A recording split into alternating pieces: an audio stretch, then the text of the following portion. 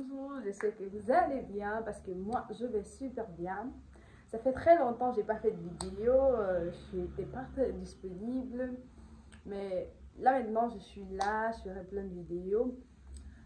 J'ai pensé à faire cette vidéo après avoir reçu plusieurs messages de certains parmi vous qui voulaient encore plus de vidéos. Et aujourd'hui, je pense qu'on va parler de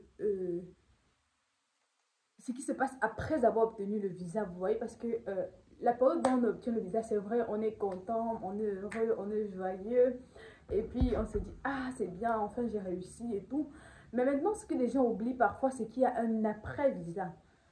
Il y a un après-visa qui est souvent aussi très compliqué pour certains, je voulais dire. Donc, parfois, après, il faut prendre le billet d'avion et tout et tout. Mais maintenant, moi, je vais parler de à l'arrivée en Belgique. Parce qu'il y a beaucoup de choses que moi, j'aurais aimé savoir avant de venir, vous voyez.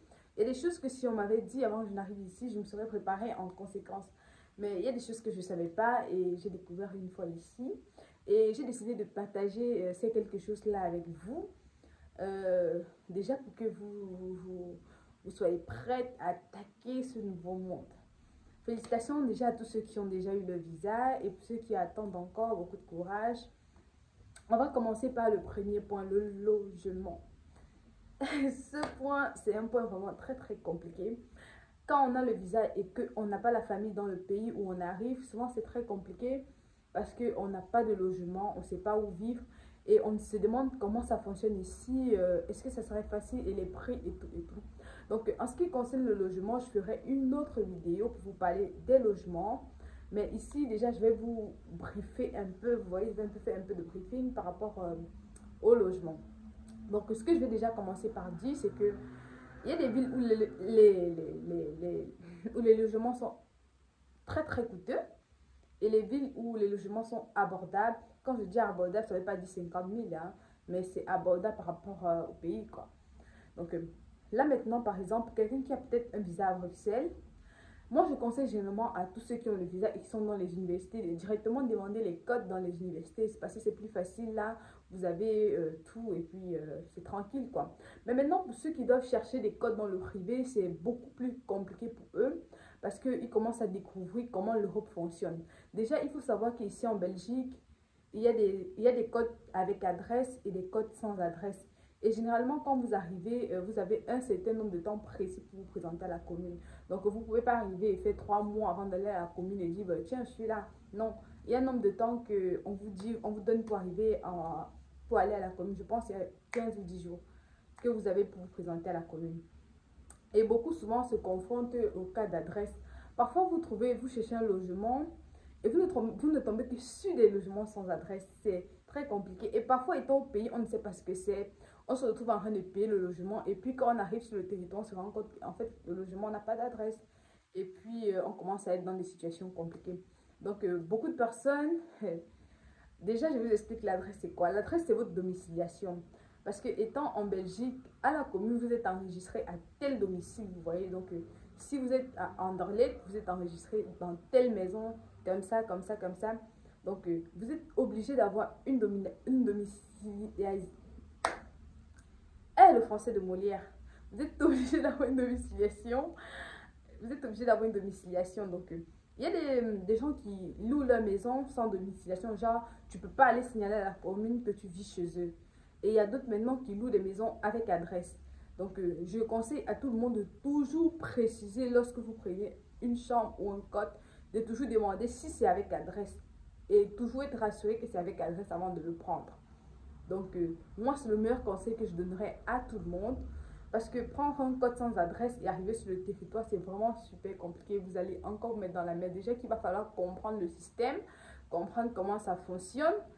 Ça va être chaud. Donc, pensez déjà à prendre un code avec adresse. Et pour ceux de Bruxelles, beaucoup de courage à vous, hein, parce que c'est difficile pour trouver un logement. Déjà, nous-mêmes qui sommes ici en Belgique, c'est pas facile pour nous d'avoir les logements. Donc, bonne chance vraiment à vous. Et généralement, je reçois souvent les questions comme quoi les logements en Belgique, c'est dans quel intervalle. Pour Bruxelles, généralement, les logements vont entre... Bon, avec adresse, c'est parce que là, je parle des logements avec adresse. Les logements vont généralement entre 300, vous pouvez avoir la chance de trouver quelqu'un qui vous donne 300. Donc entre 300, 400 en montant, quoi, en fonction de ce que vous voulez, mais minimum 300 euros. Et parfois, même avec 350 euros, on a du mal à avoir un code. Donc, maintenant, pour ceux de Mons, avec 280, parfois même 260, vous pouvez avoir un code. Donc, ça dépend de quel code vous prenez. Par exemple, à la maison africaine à Mons, il y a des codes vraiment au prix. Waouh! Mais c'est pas facile d'avoir accès, je pense, parce que généralement, c'est toujours plein. Donc, c'est ce que moi je vous dirais, parce que l'après-visa, c'est un peu compliqué. Surtout après, quand vous arrivez ici, il y a la recherche du job, comment travailler. Bien sûr, pour ceux dont les familles n'ont pas les moyens de payer le logement, il va falloir travailler pour pouvoir payer son logement. Et j'ai déjà fait une vidéo sur comment trouver un job en Belgique que vous pouvez regarder sur la chaîne, qui est disponible sur la chaîne. Donc, vous pouvez regarder cette vidéo. Je pense que vous allez aussi, tout comme moi, beaucoup apprendre. Donc, moi, comme je le disais tantôt, je conseillerais à tous ceux qui viennent en Belgique de prendre directement des codes avec adresse. Parce que vraiment, c'est beaucoup plus facile pour vous. Et c'est vrai que ça ne serait pas facile dans les débuts, hein, que les gens ne vous fassent pas miroiter les choses ou qu'on vous dise que non, c'est beau, tout est bien. Les débuts ne seront vraiment pas faciles. Mais juste tenez bon, avec beaucoup de courage, beaucoup de prière, et vraiment ça va aller.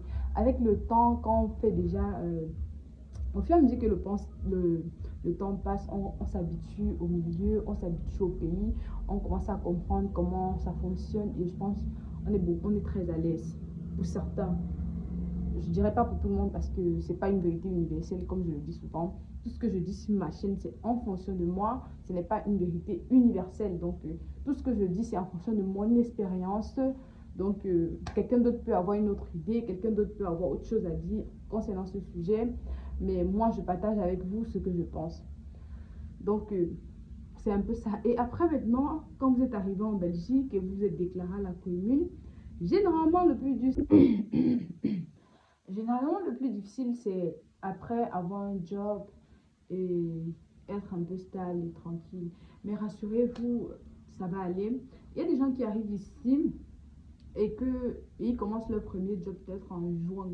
Mais maintenant, pendant ce temps, entre septembre ils arrivent sur le territoire à juin, ils peuvent développer des petits business, vous voyez. D'autres font dans la manicure, la pédicure à domicile pour les filles. D'autres font la coiffure, les garçons aussi, parfois ils font la coiffure. Les garçons aussi cherchent des petits jobs.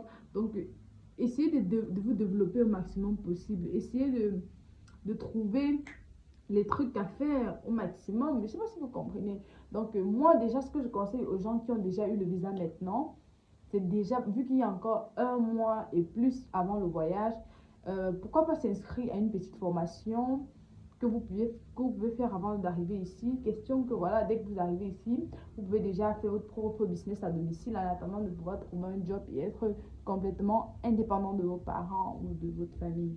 Donc, c'était pas vraiment tout pour cette vidéo. Je vais refaire une autre vidéo très prochainement qui va encore plus rentrer en profondeur dans le sujet. Et si vous avez des idées de vidéos, n'hésitez pas à le mettre en commentaire. C'est un plaisir pour moi de lire vos commentaires. Partagez les vidéos. Soyez toujours là comme d'habitude.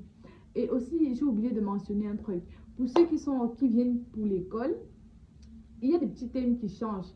Par exemple, pour dire 70, 70, on dit 70. Pour dire 90, on dit 90.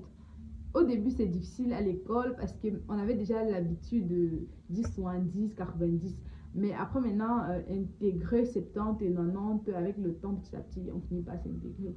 Moi, aujourd'hui, quand je parle même avec quelqu'un du pays, j'ai l'habitude de dire 70. C'est après que je me dis, ah, il ne sait pas ce que c'est en fait. Donc voilà, on se retrouve pour une prochaine vidéo. Proposez le titre de la vidéo que vous voulez très prochainement en commentaire. Déjà, je ferai une vidéo par rapport au logement, les prix des logements, comment avoir un logement et tout, que je vais poster sur la chaîne dans les jours qui suivent ou alors en semaine, on va voir. Et voilà, portez-vous bien, passez une agréable journée. Au revoir.